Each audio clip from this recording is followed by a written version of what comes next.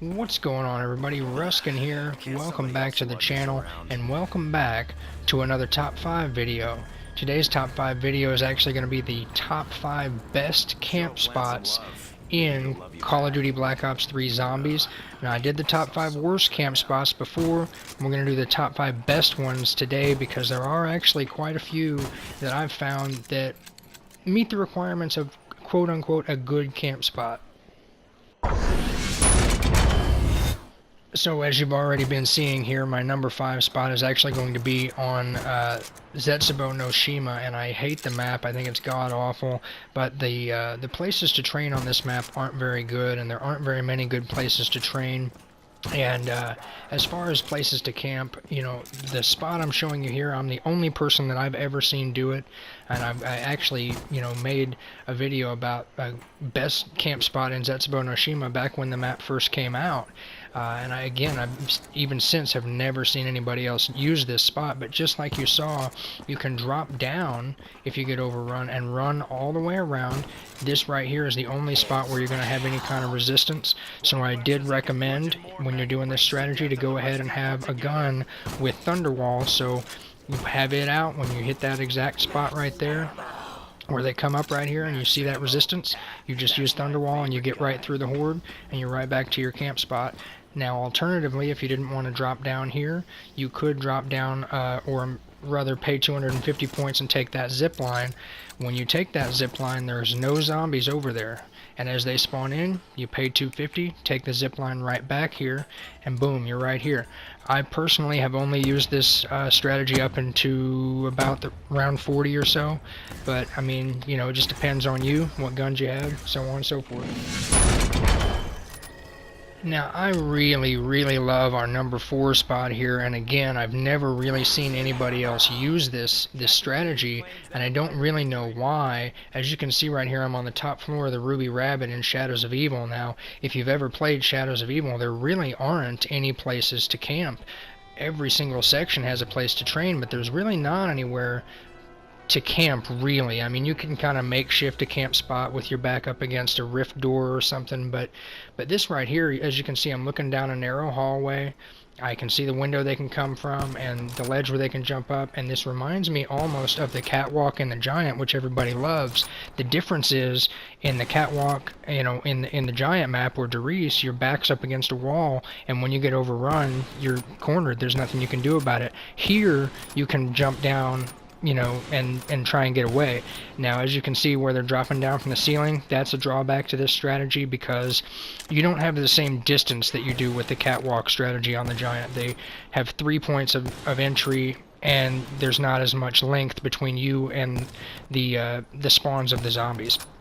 The only other thing is that, kind of like the Black Ops 2 map Town, where you would jump off the ledge or jump out of the windows when you got overrun, jumping out when you land will cause fall damage, and so if you've taken 2 or 3 hits from the zombies and then jump out, that, you know, fall damage from jumping out could be the, you know, the last hit that it takes to down you. So, you know, you got to be aware of that, but pretty much the first time you die doing that, you're going to be pretty aware of it, and you're going to not let yourself get tapped up too many times before you go ahead and jump out, because you're going to be aware of that fall damage. Of course, I'm doing this without Jug right now, but it's a really low round. Almost always you're going to have Jug, so that is going to help. But yeah, I mean, as far as Shadows of Evil, definitely the best camp spot, and as far as Black Ops 3 Zombies, definitely number 4. Now, coming in at our number 3 spot, when the Relaxing End, widely known as the best zombies player alive currently, when he recommends a camp spot, that's when you know you've got a winner. That's when you know you've got a good camp spot, and the Relaxing End has personally endorsed this camp spot. He made a video back when Derizendrach first came out, and I think he made it to 70 or 80 or 100 or maybe even beyond, I'm not sure, using this camp spot right here. And so all he did was just, you know, he camped right here. As he got overrun, he would turn, and that way the zombies are hitting his back where the shield is, not him, and as he turned, he would hold square and, you know, jump out of here with the Wonder Spear. And particularly with this one, because as you can see now, you land here, and if you build your shield over there in the computer room or the church, whatever you want to call it, you build your shield in there so you can come in here, hit this trap, okay, and then you can go get your shield. So it's just the perfect flow to go back and forth, and then of course this is your way back to the camp spot. Personally, I've never made it very far into the rounds using this strategy, but as far as all of the strategies on Horizon Dock, this makes the most sense as far as a camp spot goes. And like I said, when the relaxing end endorses a strategy, that pretty much is all you need to hear to know that it's a winner. So that is going to be our number 3 spot.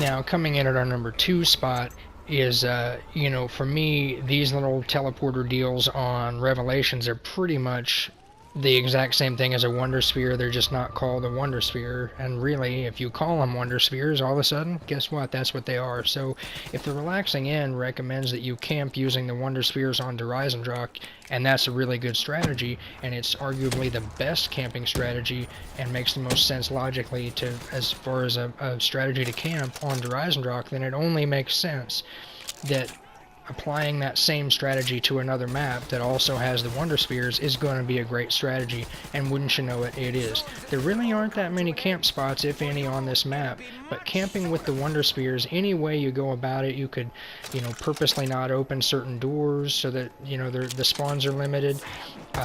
Personally, I like to camp at this one, and then, you know, if they overrun me, I Wonder Sphere out of here, and then I just go to the next Wonder Sphere and camp there. When they overrun me, I you know, jump out of there and go to the next one, go to the next one. There are so many of them that it just makes, you can go around the entire map just camping, and it's just a really easy strategy, and it's actually really nice too if you're trying to do the time attacks where you get past certain rounds in certain amounts of time, because it's just so super fast. Now, coming in at our number 1 spot, this takes number 1 for me because on this map, Garage Crovy, there's literally, you're either going to camp or you're not going to play. To me, there's nowhere on this map to train. Now, you can run a full map strategy where you're running across the entire map, running through certain traps or something like that, but as far as, you know, your traditional run in a circle train thing is concerned, it's not going to happen on this map. It's just not designed that way. This map is actually designed for campers.